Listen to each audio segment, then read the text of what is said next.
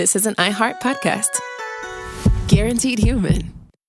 Work can be a little weird. Cringy training seminars, coworkers who won't stop talking about their plant, forgetting the mute button at an inopportune moment. We have to deal with a lot on any given workday. Sometimes it can feel hard to thrive and move forward in your career. Well, that's where LinkedIn comes in. LinkedIn helps you get ideas and insights from experts in your field, connect with people professionally, grow your network, and access tools designed to help you find the right fit for your next role. Whether you're just getting started, figuring out your next move, or looking to accelerate your career, LinkedIn is built to support you at every stage because LinkedIn is the network that works for you. Visit linkedin.com/knowstuff to learn more. If audiobooks are your thing and you've been meaning to listen to more of them, you should check out a podcast called Earsay, the Audible and iHeart Audio Club, hosted by Cal Penn. Each episode spotlights standout audiobooks on Audible across all kinds of genres: sci-fi, comedy, romance, thrillers, and more, with Cal talking to guests who help break down what makes each story worth listening to. It's a fun, easy way to discover your next great audiobook. Check out Earsay on the iHeartRadio app, Apple Podcasts, or wherever you get your podcasts.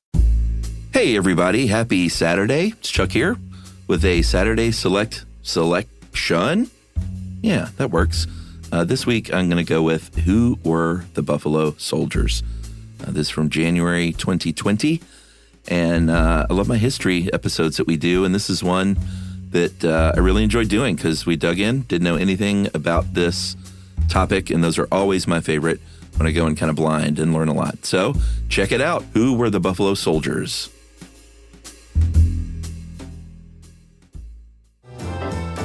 Welcome to Stuff You Should Know, a production of iHeartRadio.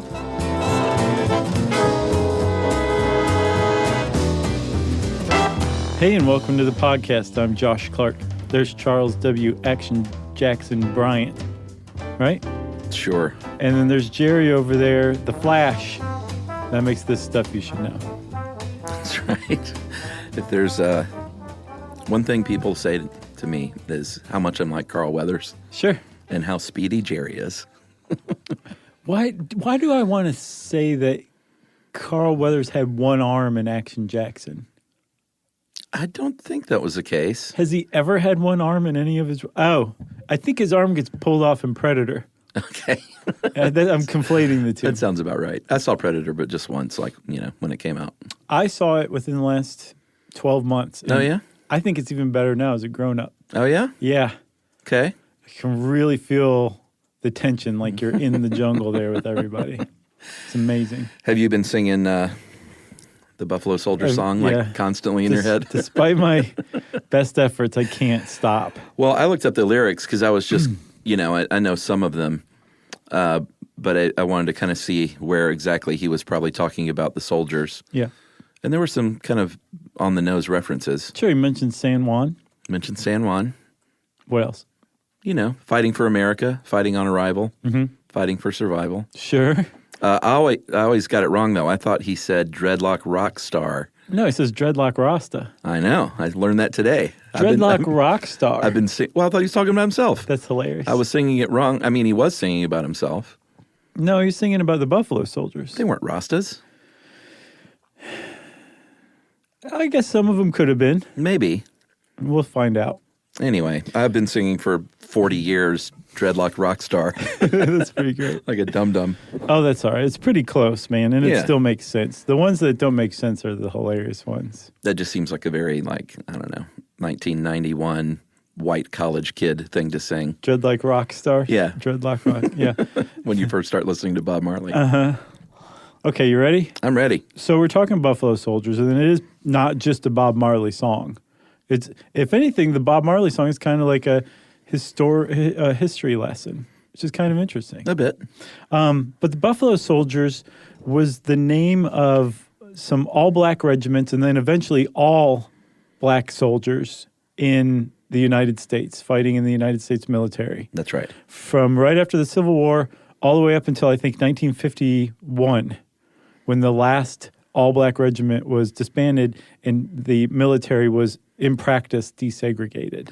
Yeah, but when did you say that happened? I think 1951. Okay. But they did not take on that name till post-Civil War. Right. And at first, it wasn't a name that they took on themselves. It was a name that was given to them. And there's a lot of dispute over where it came from, who's the first to use it, that kind of stuff.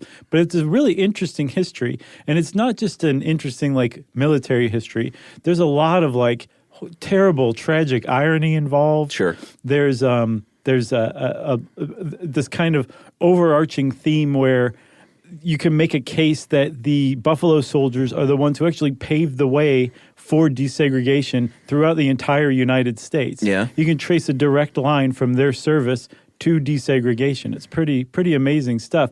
And yet there's still this kind of cloud that hangs over them historically because of one of the things that they participated in, which was the genocide of Native Americans at the behest of the white U.S. government. Right, because they were trying to earn a place in white America, right, and gain some status and prestige. And white America was like, we want you to do something for us first.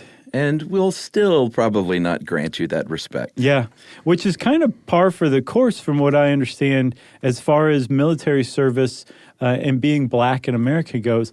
In the Battle of New Orleans, the Black Phalanx, this black regiment ended up... Pretty cool name. Yeah, it really is. They ended up basically winning the battle against the British at the Battle of New Orleans, which actually came, ironically, after the end of the War of 1812. But it was still a decisive battle. Yeah. And they had been mustered, a lot of them, from local plantations by Andrew Jackson. And Jackson had promised them their freedom if they came and fought and won. And they came and fought and won. And Jackson said, yeah, sorry, you have to go back to your plantations. I was lying. Yeah, that's not a surprise. Yeah, but imagine that. And that was not the first time that had happened to him. That was pretty much par for the course. Sure. While they were enslaved, they would be promised freedom for fighting. And then, no, after the fact, it's not going to happen. Yeah, and like we said, the Buffalo Soldiers post-Civil War were, and we'll get to like their formal designation and their regiments and stuff like that. Okay. But there had been individuals enlisted in all the way back to the Revolutionary War. Yeah. There were, black individuals that would go and fight, but they just weren't grouped in their own regiments. The first one was the Black Regiment in Rhode Island, I think. Yeah, in the Revolutionary War. Didn't we talk about them in a short stuff about the Black Revolutionary War fighters? And they moved up familiar. to Nova Scotia. We definitely did. Did we? So the Grabster put this a lot of this together for us, which was a big help. And it's important to look at what was going on after the Civil War and this unique set of circumstances that were created that kind of led to these regiments being formed. Yeah. Which was about 12,000, maybe a little bit more, black veteran soldiers from the Civil War all of a sudden needed jobs, and they were soldiers at this point. So they were like, I'll keep doing this. This could be my career. Right. Like, give us a job. Yeah. In Reconstruction in the South, they needed federal troops.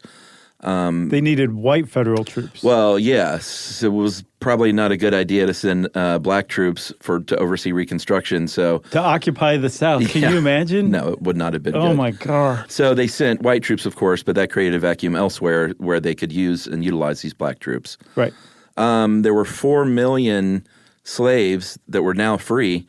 And Ed hazarded a guess that, let's say 1.5 million of these were adult males that were ready to go and serve and fight if need be. And then we were going west, and we knew that there were Native Americans out there that were not going to go easily. There was Mexico looming on the horizon as potential conflict. Right. And because they were sending white soldiers to the South, they needed people to go out west and kind of, keep the peace in a way and take care of business in another way. Or to remove Native Americans forcibly from their ancestral land. That's right.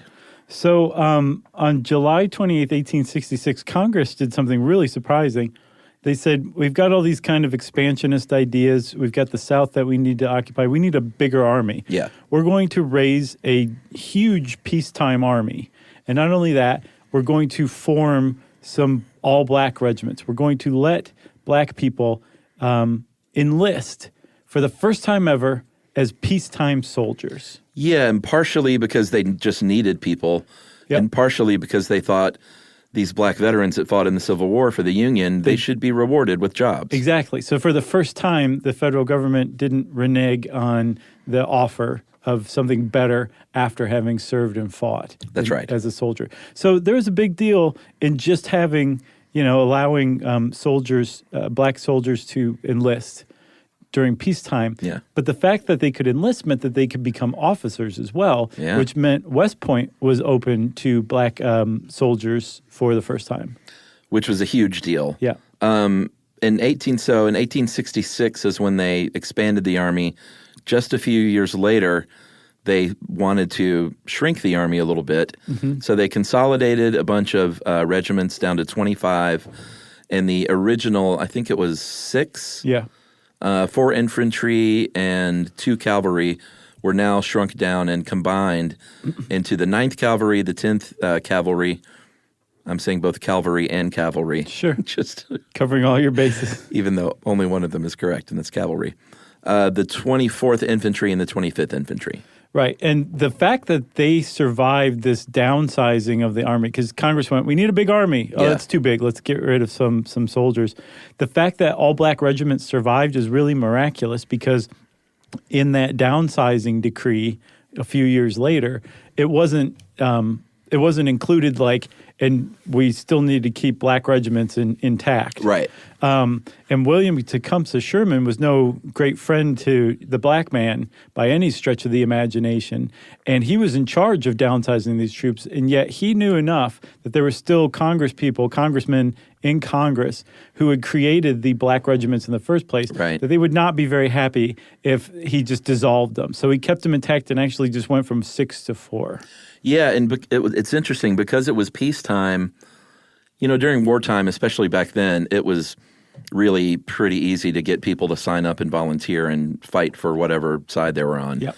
But in peacetime, they found that they could get the cream of the crop of black soldiers because they didn't have as much opportunity. Right. So they could really be picky and get these really super capable fighters. Right. Whereas on the other side, during peacetime, it was harder to get white soldiers that were as capable because they had much more opportunities to do other things beyond hey, I got nothing going on, let's sign up for the Army. Right, exactly. And in the Army, too, there's a lot of mythologizing about, how the black regiments were treated related to white regiments as well. And it seems like some historians have shown that if you trace the supply lines, the black regiments got the same shoddy and then increasingly better supplies as the white regiments at the same time.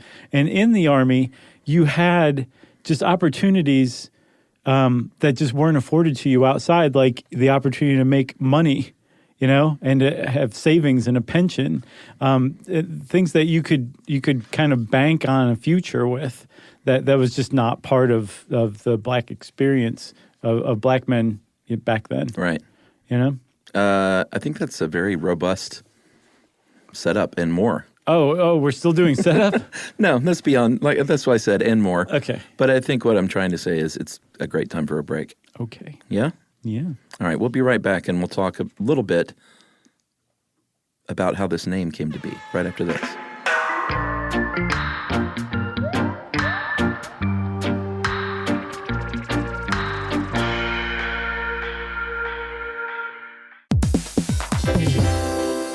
Have you ever invested in something that seemed incredible at first but didn't live up to the hype? Well, marketers know that feeling. They optimize for the numbers that look great, impressions, reach, and reacts. But when they don't show revenue, well, that's a not so great conversation with the CFO. LinkedIn has a word for that: bull spend. That's right, because you need to invest in what looks good to your CFO. LinkedIn Ads generates the highest ROAS, 121% of all major ad networks. You can reach the right buyers with LinkedIn Ads, and you can target by company, industry, job title, and more. So cut the bull spend. Advertise on LinkedIn, the network that works for you. Spend $250 on your first campaign on LinkedIn Ads and get a $250 credit for the next one. Just go to linkedin.com/SYSK. That's linkedin.com/SYSK. Terms and conditions apply.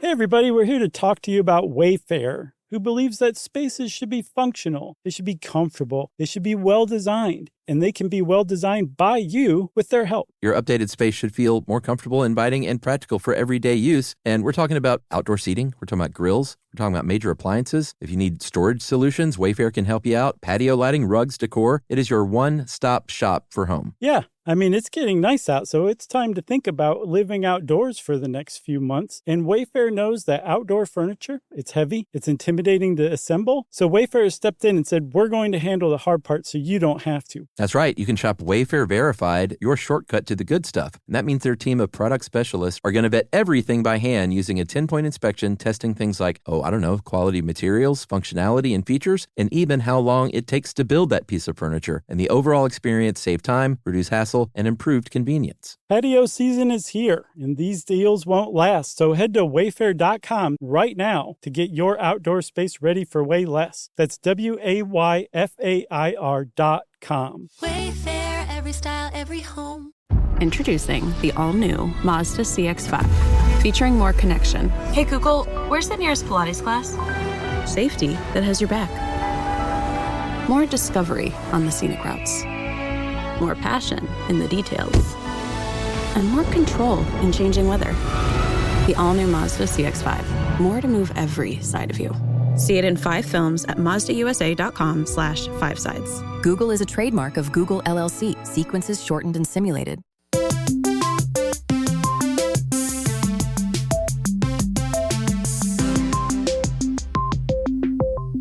So, there's a lot in here about how this name came to be.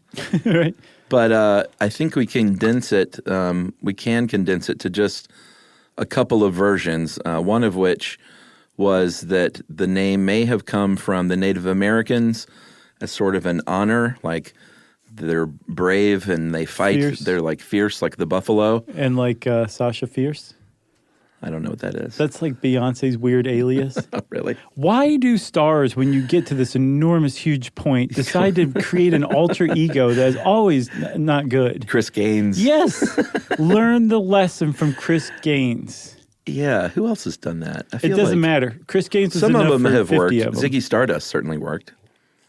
Captain Fantastic worked. Fine. Chris Gaines negates all those. No, I agree. Okay. I didn't know that Beyonce. Very short-lived.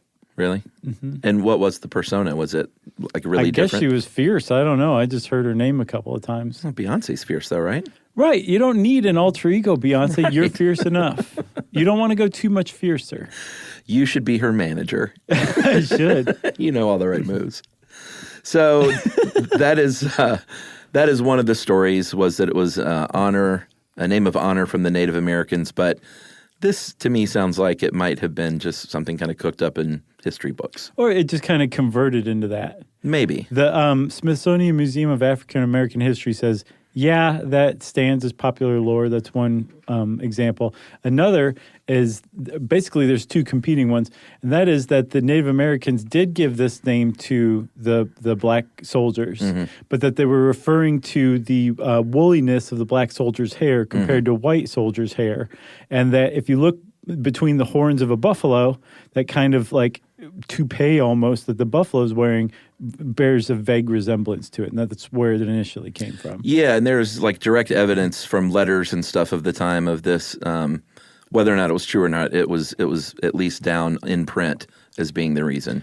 Yeah, but we don't know for sure, and we don't know for sure how they felt about the name, other than it seems like as time went on, they kind of embraced the name as a designation. Yeah. And in one case, there was one troop that did use a bison on a patch on their uniform, but then bison were used on other patches on uniforms of white soldiers too. I think it was strictly black regiments. Oh, really? Just later ones that weren't the 9th, 10th, 24th, or 25th. Oh, gotcha. That was my interpretation of it. Okay. But yeah, by the time I think 1911 is when that first patch appears. But so by the time 1911 rolls around, the black regiments had totally like taken on Buffalo Soldier as a name of honor. Yeah, and Ed points out, and I think it's fair, it's easy now in 2020 to look back at two two ethnic groups that were, kept under the thumb of the white man, right, and say that, the Native Americans respected them as fierce fighters and the black soldiers respected the Native Americans. Mm-hmm. But that's probably retroactive revisionist history because, there were plenty of cases where the Buffalo Soldiers referred to them as, savages. Mm-hmm. And one case of one soldier, going as a costume party dressed up in, I guess, what you would call red face. Oh, yeah. And so, it seems like that's sort of cooked up these days. Like they really had much respect for one another during their battles, but I don't know if that's the case. No, but you can understand how people would want to do that. Sure. Because I mean, the sending African American soldiers out to remove Native Americans from their land with violence, at the behest of white people. It's not a good story. No, it's a terrible story. It takes a bad story and makes it worse. And then at the same time, there's a real silver lining to it. There's that good story that like black soldiers served as heroes for the black community in America as a whole at a time when they really needed some black heroes, when the Jim Crow South was really starting to solidify.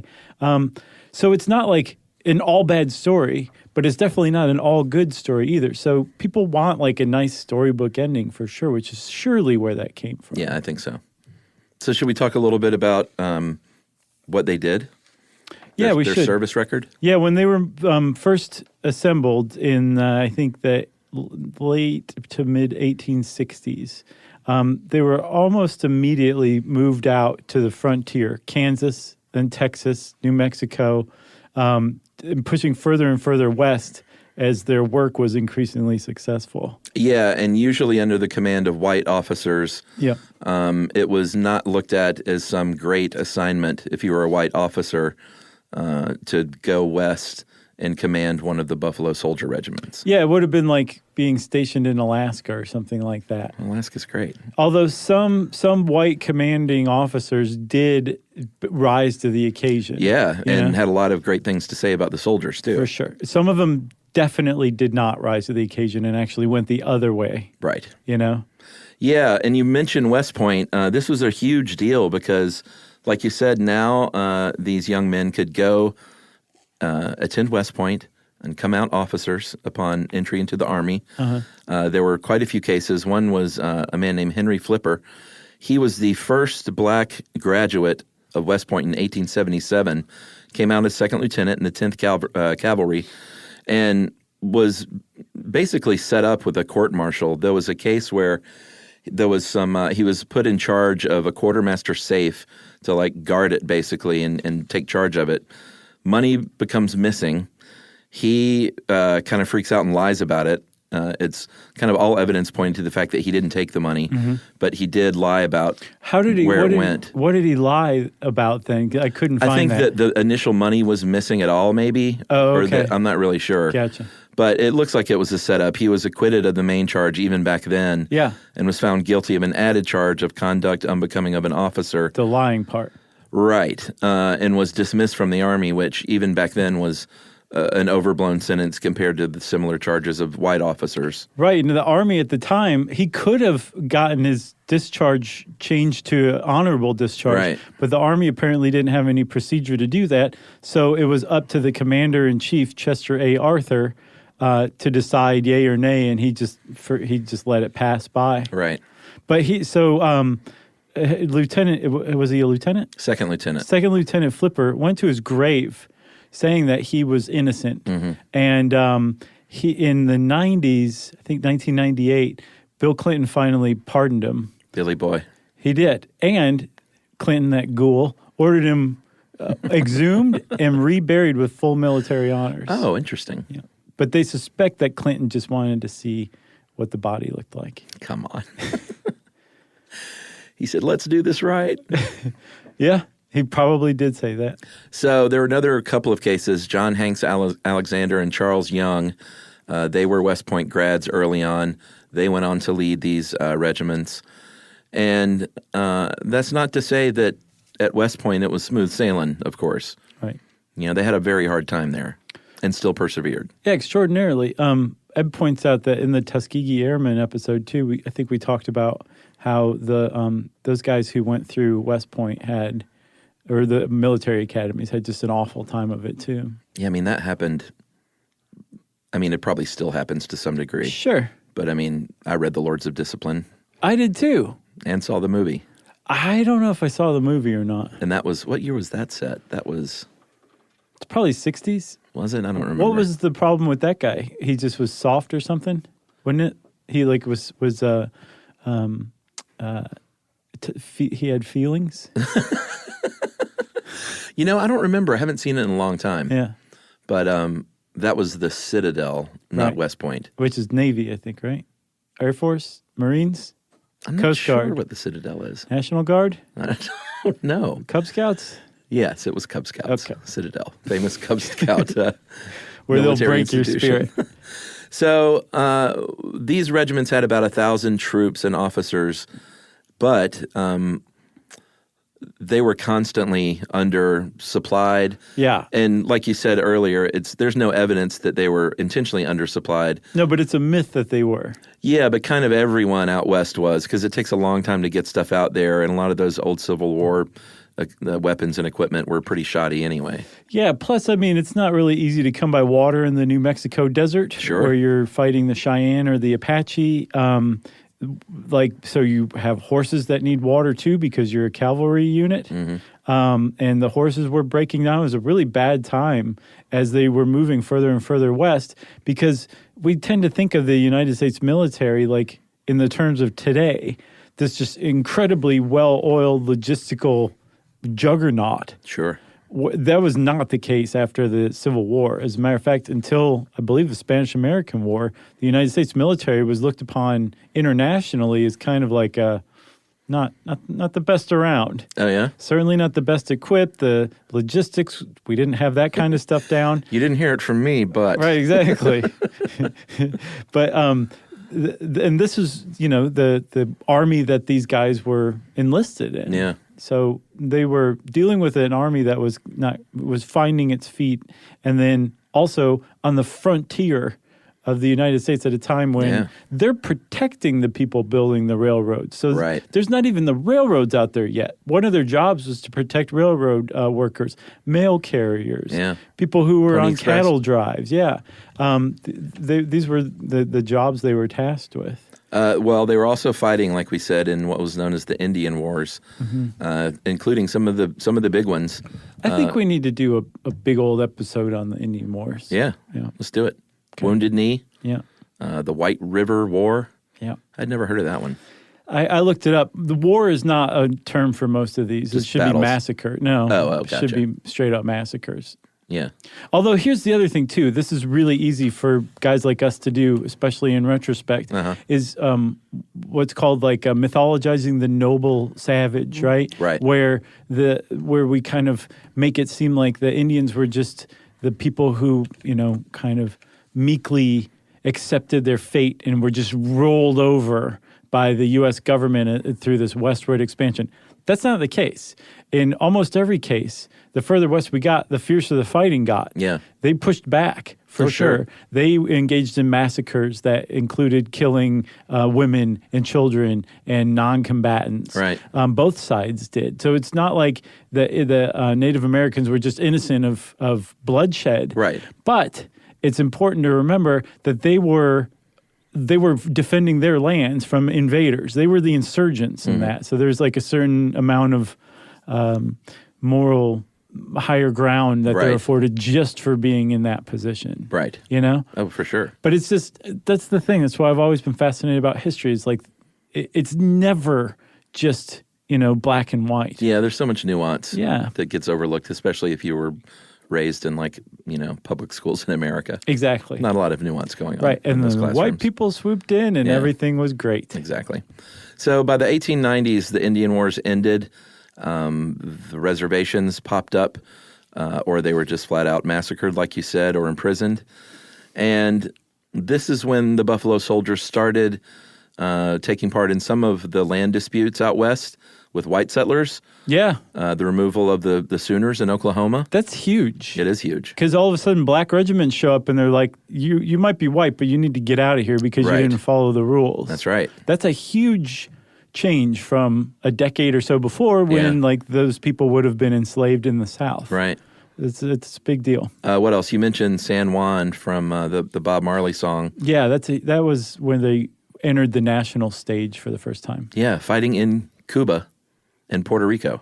Yeah, it's very confusing. They fought at the Battle of San Juan Hill in Cuba and the Battle for San Juan in Puerto Rico. That's right. Under the 10th Regiment, under the command of a guy named General John Pershing. Yes. Who you might be familiar with is known as Blackjack Pershing, the famous World War I general. Yeah, I knew I'd heard of him. He was named Blackjack because he was in command of the Black Regiments, the 10th Cavalry. And, I mean, I think in the First World War, he was a little less willing to stand up and, like, advocate for them. But by the time World War II came around, he was. Okay, so I didn't hear about the World War II part, but that was a pretty big betrayal in World War I because he led the 10th Cavalry up San Juan Hill in Cuba, along with the Rough Riders, along with white infantry. This battle was one of the first ones right before the turn of the 20th century. Yeah. Where there were, if you were standing back, like looking at this battle, there's black guys, there's white guys, there's black guys on horses, there's Spanish people coming down here. Like there's all these people, but the black soldiers and the white soldiers were intermingling, fighting together side by side. Yeah. And they won. And Teddy Roosevelt said, it was all me. I won the Battle of Cuba, San Juan, Cuba. Sure. But historians say, actually, no, these black regiments, specifically the 10th Cavalry, really won this battle in the Spanish-American War down in Cuba. And it was huge. It put the Buffalo Soldiers on the map for really the first time ever in the American popular consciousness. And like black families around America, like you could go into their dining room and there'd be a print of like a painting of the Battle of San Juan with the Buffalo Soldiers storming the hill. Like one historian put it that they were that generation's Jackie Robinson and Joe Louis. Yeah. Like they were the heroes. Like I was saying, they were the heroes at a time when Jim Crow laws were really coming into force. Right. At a really, really bleak time for Black America. All of a sudden, there's these Buffalo Soldiers that basically helped win the Spanish-American War, fighting alongside white soldiers, too, and being equal in that respect. And that's why you'll see all those statues right next to Teddy Roosevelt statues. Exactly. And you know what? I may have made up that part about General Pershing advocating more World War II, now that I think about it. Oh, well, I didn't get to the betrayal thing, Chuck. So when World War I rolled around, he was in charge of, I think, basically everybody in Europe. And he turned his back on his black regiment and all black soldiers and basically said, no, you guys fight in your own regiment, so I don't want you fighting side by side. But the French were like, hey, come fight with us. We'll command you.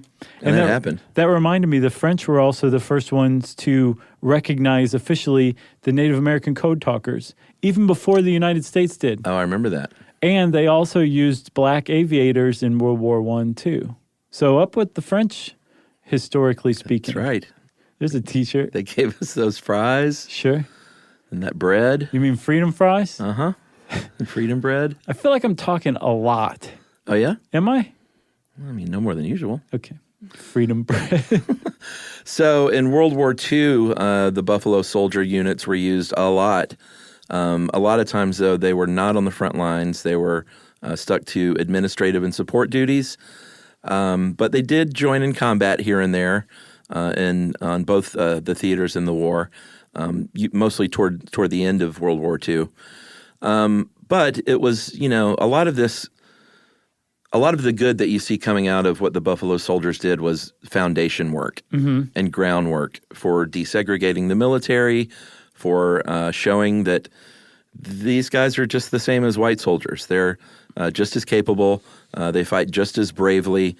And it really kind of laid that groundwork for the desegregation after the war. Yes, like a direct line for it. It's weird, but they basically a way to put it is that white America said, okay, all right, if you, we'll give you a shot. Mm-hmm. You go out and serve in battle, and let's see what you can do, and then maybe we'll see what we'll see from there.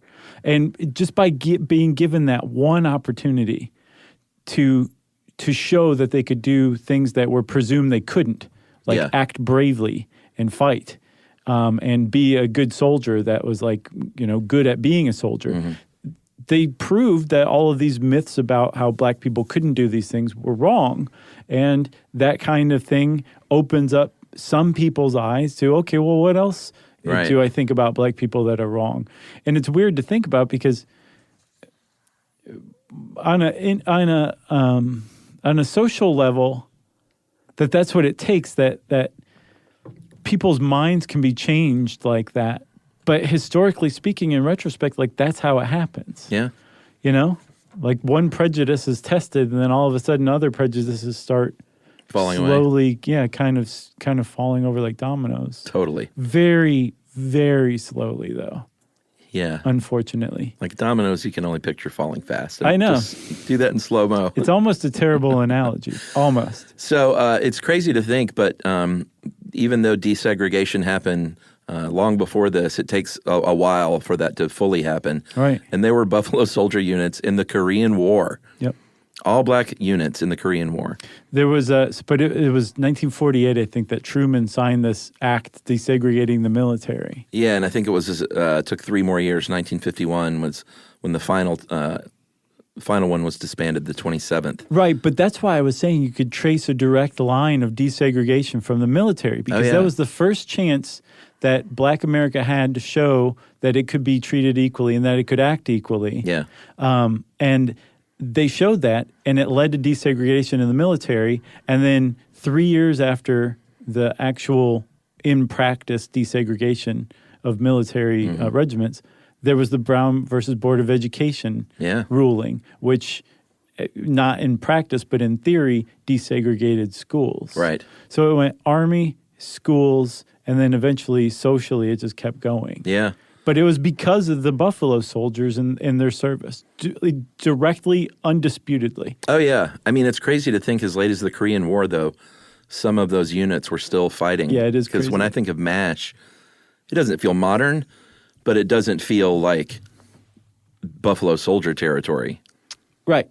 Like yeah, the Buffalo Soldiers, you think of like 19th century American West, not 1950s Korea. No, you don't think of Hawkeye and his gin still. I guess there was one black character on MASH with the very unfortunate name, but we won't talk about that. I'm not familiar. Good. I don't remember. All right. Well, I think we should take a break and come back and talk about what is, to me, one of the cooler aspects of this whole story. The Bob Marley song. No. We'll be right back.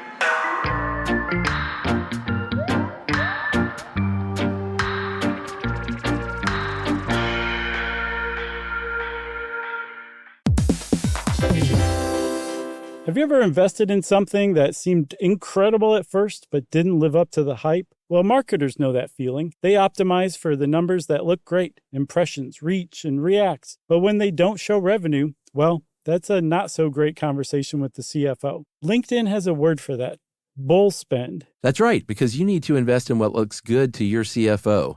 LinkedIn Ads generates the highest ROAS, 121% of all major ad networks. You can reach the right buyers with LinkedIn Ads, and you can target by company, industry, job title, and more. So cut the bull spend. Advertise on LinkedIn, the network that works for you. Spend $250 on your first campaign on LinkedIn Ads and get a $250 credit for the next one. Just go to linkedin.com/SYSK. That's linkedin.com/SYSK. Terms and conditions apply.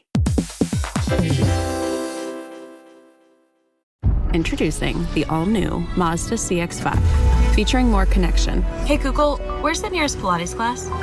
Safety that has your back. More discovery on the scenic routes. More passion in the details.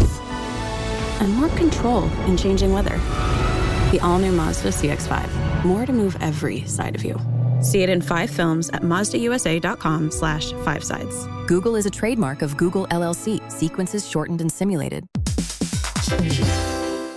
In business, there's no room for guesswork. Every shipment matters. Every deadline counts. When you're trying to keep operations running smoothly, the last thing you need is uncertainty. That's right. That's why reliability is at the core of USPS Ground Advantage. From the moment your package is first scanned in, it moves through a secure, nationwide network, aiding in a timely and accurate delivery. You get near real-time tracking so you can keep up with your shipments. And with affordable upfront pricing, there are no hidden fees or surprise surcharges to throw off your cost sheets. That's right, and that all adds up to predictable deliveries that you can depend on. Because knowing your logistics are handled lets you focus on everything else, your customers, your team, and the future that you're building. Just visit USPS.com/Ground Advantage to start shipping with confidence. USPS Ground Advantage.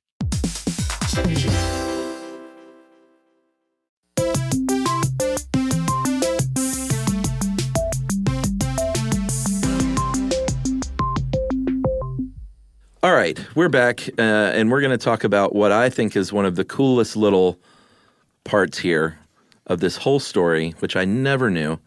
If you've ever been to Sequoia National Park or Yosemite National Park or some other national parks out west, and you're hiking a trail or driving down a road, you might have the Buffalo Soldiers to thank for that trail and those roads. Yeah. And it's one of their highlight achievements to me, is once we established the national parks, Teddy Roosevelt, again, built statues of him. Right. You had to enforce this stuff because this was the first time we were like, wait a minute, this is protected land. You can't just come in here and take the timber or hunt, the animals. Like, right. There are rules now. You set aside grazing land. Sure. You set aside national parks. Libertarians, they take issue with that kind of thing. And you need to have Buffalo Soldiers to fight them off. That's right. So from 1891 to 1913, about 25 years or so, some of these black regiments were essentially the first park rangers. Yeah. They didn't have that name at the time, but they kept the poachers at bay, stopped the illegal grazing and the timber thieves. They fought wildfires. Yeah, I didn't get a chance to really look into this, but I wonder what 1913 wildfire fighting was like. I'll bet it was real dicey. Bucket Brigade stuff, probably. Because 2020 firefighting is dicey, wildfire fighting, but 100 years ago, man, I'll bet it was. I can't imagine. Good Lord. But like I said, with the trails and stuff, a lot of some of the more significant trails and roads. Some of the buildings? Yeah, some of the older cabins. They were built and constructed by Buffalo Soldiers, which is just super cool. Yeah, so if you find a building in Yosemite or Sequoia National Parks that's from 1891 to 1913. Yes, then it was probably built by Buffalo Soldiers. Or hiking a trail. Yeah. This is all just super cool. Yeah, it is pretty cool. They also rode bicycles around the place, too, which is kind of neat. Yeah. Yeah. So, Chuck, the last Buffalo Soldier, and I mean original Buffalo Soldier, Mark Matthews, he died on September 6, 2005. He was interred at Arlington National Cemetery. He was 111 years old. And he actually fought under General Pershing in the 10th Cavalry on the hunt for Pancho Villa. Oh, yeah? Yeah. I think, I don't know if we mentioned that. How many medals of honor? Were there 23? I saw 23. The National Museum of African American History says 18. I'm going to go with them. All right. Somewhere between 18 and 23, let's say that. Yeah, so, I guess the moral of the story is that they did provide this direct line to desegregation, not only through the Army, but like you were saying, all through America. But sadly, a lot of them did exit the military. Some of them did have a little higher status and a leg to stand on. Right. Many of them didn't. There was a study of lynchings in the U.S. that found that black military veterans were targeted and lynched more than non-veteran black people, with the idea that it was a real threat in the racist white South for a black man to leave the Army with some rank and some status. And feeling guns. Feeling good about himself. Don't forget in the Tulsa Massacre episode, it was the World War I vets who were like, no, we're going to go defend this boy from being lynched with guns. They showed up with guns. I think I remember in the Black Panther episode, too, they traced a direct line of this this sense of you need to defend yourself and protect yourself with firearms. They trace that directly to World War I veterans. Oh, yeah? Yeah. So there is a terrible logic to that, I guess. Yeah, for sure. There was also a terrible senator and governor of Mississippi named James Vardaman, who was just straight up white supremacist, like no matter how you slice it. You could have just said senator from Mississippi. In 1917. Sure. He spoke to the U.S. Senate, and he really kind of crystallizes how they felt about black veterans in 1917. On the Senate floor, he said, "Once you impress the Negro with the fact that he is defending the flag and inflate his untortured soul with military airs, his political rights must be respected." And he wasn't saying like, and that's great. Yeah, so let's respect that. Yeah, this was a warning, basically. Right. And he was overlooked. They didn't listen to him. No. Ultimately. Because they did continue having black soldiers as soldiers and eventually desegregated, which led to desegregation in America, which is pretty great. That's right. I would love to hear from some current African-American military personnel, because I want to know what the current sort of temperature is as an active service person. Oh, what the racism's like in the military? Yeah. Sure. I'm sure, there'll be different versions of that story, depending on who you're in contact with and what your particular, platoon is like. Yeah, I wonder, though, because the military is like some kind of weird simulacrum of American society. It is. I wonder if it's more racist or less racist. I think there's a chance it could go either way. I mean, my guess is less. My, like I said, my brother-in-law before is a Marine and pretty high up, you could say. And every time I've been on these Marine bases a lot, and it all seems like they're all sort of, got that thinking, that group think going on. Like we're just Marines. Like none of us are a color. We're green. Well, I've seen Full Metal Jacket. Right. And there are a lot of racist stuff in there. No, I'm sure. Okay. Yeah. Could go either way. It could go either way. I would like to hear that as well. I'd also like to hear from any Native American listeners to know what they were taught about Buffalo Soldiers, too, what was passed down within the different tribes. Yeah. Because they contacted all sorts of different tribes, from the Lakota Sioux up in the north down to the Apaches in New Mexico and Mexico. Yeah. Yeah. Teach us, everyone. Yeah. We'll read them on listener mail. If you want to know more about Buffalo Soldiers, there's a lot of really great stuff to read. And you can't really go wrong with a guy named Frank Schubert, who is a scholar of them, of Buffalo Soldiers. And he's got a lot of articles on the web and I believe some books too. And since I said Frank Schubert, it's time for listener mail. Oh, no, it's not. Oh, that's right. You know what it's time for. Hit him, Chuck. It is time for administrative details. So, we haven't done this in a little while. If you're new to the show, administrative details is where we take a couple of minutes. We're going to do this on this episode and the next. You got that straight. To read out some thank yous. Tell him, Chuck. For some of the kindnesses that people throw our way. That's right. Whether they be physical totems, like what? T-shirts and buttons, and to confectionaries like cookies and pastries and cheeses. I like that. What I did not do on this one, and I feel bad because you probably did, is write down all the names of all the postcards and letters.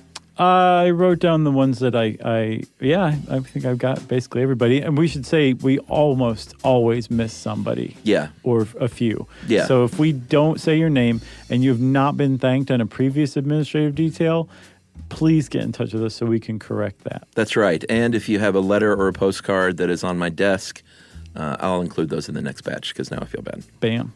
All right, let's go through these. Oh, and there's also some people who I don't have names for, but we do have the items. So you can also write in and be like, that was me. That's right. For example, the very nice person who gave us almond cookies and whiskey cake at our Orlando show. Oh, that's right. Our live show in Orlando. Don't remember or don't have the name of who gave us that, but thank you for him. Katie from Davis, California, sent us some cool little notebooks. They were little notebooks like schemes was like the title of one of them. Oh, right. Where you can write down your schemes, Yeah. band names, just sort of fun names on the covers of these notebooks. Yeah, thanks a lot. A huge thanks, as always, to our good friends Hillary and Mike Lozar and their good friends, the people at Flathead Lake Cheese, for all the cheese. That's right. Flathead Lake Cheese is far and away my favorite cheese in the world. It's good cheese. They make very good cheese. You guys cannot go wrong. Just go get some Flathead Lake Cheese and you'll love it. Yeah, a lot of, I don't know if they specialize in Gouda, but we seem to be on the Gouda mailing list. They make a hopped Gouda that is my favorite. Have you had it? Oh, yeah. Oh, my gosh. It's yum. It has hops in it. I know. Like it's a beer, but it's cheese. And while we're on the Lozars, Hillary and Mike and Coop, I just got this today. They sent us aprons. Yeah. Word Butcher Yeah. aprons. That is so appropriate. So it's a knife going into the lettering of a Word Butcher because I don't know if you guys know this, but we are well known to mispronounce everything. Yeah. To butcher words. I knew you were going to do that. So Smotty from France sent us a tea card with some Les Two Marmottes tea attached. Thank you, Smotty. Yeah. Jess Faust sent us his game that he designed, Philosophy the Game, or better yet, Drunk Philosophy. Nice. It's a great name. Katie Barnes from the Barnes Made Soap Company for the wonderful soap. All of them are really good, but I strongly recommend the Autumn Fig and the Mariner Brine Bar. Good stuff. Oh, you can head over to Barnesmade, BARNESMADE.com for some of Katie's soaps. Becky in France sent us planetary coasters that she made. And her studio is cephidstudio.com. That is CEPHEID Wow. studio.com. If you want some planetary coasters, they are pretty spacey and awesome. Kevin Reuter gave us Basil Hayden and Bullet Rye. You remember that at our show at the Bell House? Oh, yes. And even wrapped them up as Christmas presents. That's right. Which is just lovely. Thanks a lot, Kevin. And funny enough, at the show, somebody asked us like what our drink we would want to have on a desert island if we could only have one. And both of us were saying gin drinks, and he was like, "Well, I guess I guessed wrong with the Basil Hayden and the Bullet." And I was like, "No, dude, you nailed it. We're all inclusive." Our buddy Van Nostrand, I feel like he sent us more than this. So if you have something else, let us know. Yeah. We just hung out with him and his wonderful wife, Leah. Yes.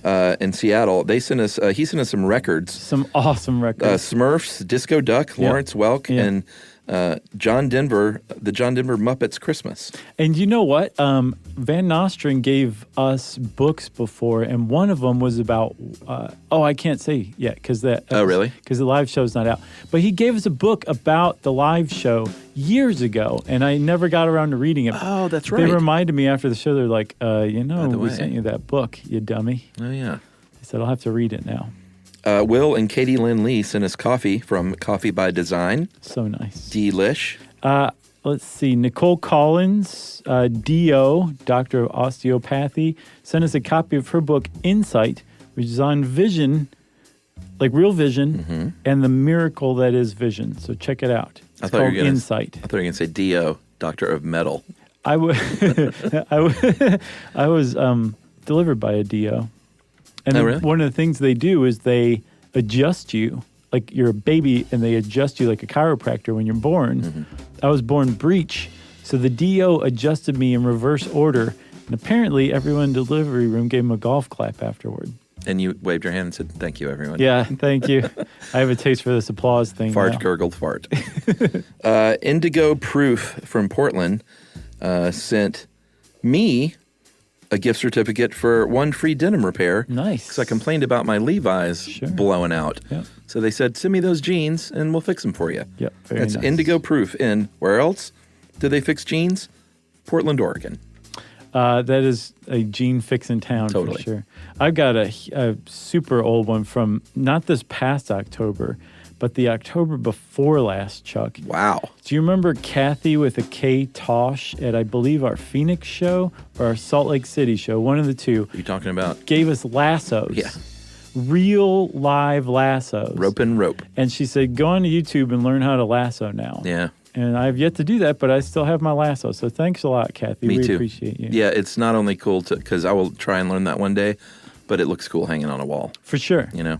And also, I think Kathy is a postal worker, so hopefully she dug our Going Postal episode. I haven't heard from her.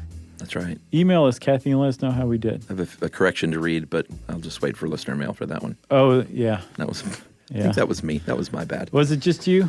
I think so. Somebody else made it seem like it was me, too.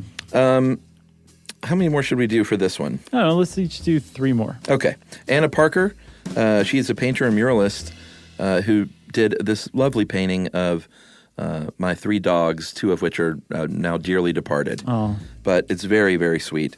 And speaking of which, you can find her work at sweettmurals.com. Oh, yes. Very nice. Let's see. Lance Roper, who's my boy from Toledo, who is from Actual Coffee in Toledo, sent me some really good coffee. So check out Actual Coffee in Toledo. Actual Coffee. Yes. Betty Epperly sent us voodoo dolls of us. Oh, I want to know who made that. Those Great. are so cool. They are, yeah. They're like really cute, and they're laden with little Easter eggs. Like I'm holding all kinds of crazy things that all relate to shows. I'm holding a magic mushroom. Really? Yeah. Well, that's from a show. But they had no pins, we should point out, so they weren't voodoo dolls that were out to harm us. No. Her son Josh introduced her to the show, and her husband. Way to go, Josh. So thanks, Betty. Yeah, Momo's riding my foot on mine, too. Oh, really? Yeah. That's very cute. Let's see. The wooden egg and special egg coasters, SYSK egg coasters from the very kind people at Good Egg World. Yeah. Yeah. All right, I got one more for this dish. Okay. Adam Peterson, this was a really cool gift. He sent us 2 bottles of Coca-Cola from the very last run of returnable bottles that Coca-Cola ever did. Oh, wow. They were a small family-run bottler in Winona, Minnesota, and he said his in-laws had run it since 1932. So these were the last run of returnables that came off the line, and they're even stamped with their little family bottler name and everything. Oh, that's really cool. It's very cool. All right, last one. This one came from the Toronto show. A guy named Phil Bowen gave us each a prosthetic eye. Oh, man, that's one of the best ever. One of the best gifts either one of us has ever gotten. It's so cool. So thanks a lot for our prosthetic eyes, Phil. We still have them. I think there's a picture of us wearing them, too. Yeah. Okay. If you want to get in touch with us just to say hi or to send us something, it doesn't matter. You can go on to stuffyoushouldknow.com and follow our social links there, I think.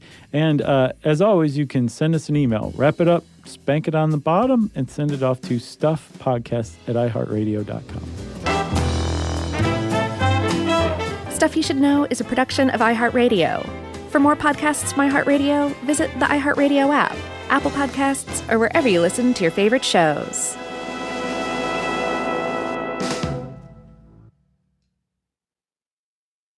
You know, you could be adored by everyone and still completely ignored by your cat. Trust me, I know. But if you feed your cat Sheba, you can go from being ignored to truly adored in 12 days, guaranteed, or your money back. Sheba has a full menu of products, appetizers, entrees, treats, even a kitten's menu. It's so cute. So Sheba has a product for even the pickiest eater. Like Sheba Puree, it's made with bone broth, they are chef-inspired flavors, it's got a smooth and creamy texture that cats love, and contains no corn, wheat, soy, or artificial flavors. It's food that your cat's gonna love. To learn more, check out Sheba.com. That's SHEBA.com. If audiobooks are your thing and you've been meaning to listen to more of them, you should check out a podcast called Earsay, the Audible and iHeart Audio Club, hosted by Cal Penn. Each episode spotlights standout audiobooks on Audible across all kinds of genres: sci-fi, comedy, romance, thrillers, and more, with Cal talking to guests who help break down what makes each story worth listening to. It's a fun, easy way to discover your next great audiobook. Check out Earsay on the iHeartRadio app, Apple Podcasts, or wherever you get your podcasts. Service opens doors, and at American Military University, it can open doors for the whole family. If you have a loved one who served in the military, you may qualify for reduced tuition.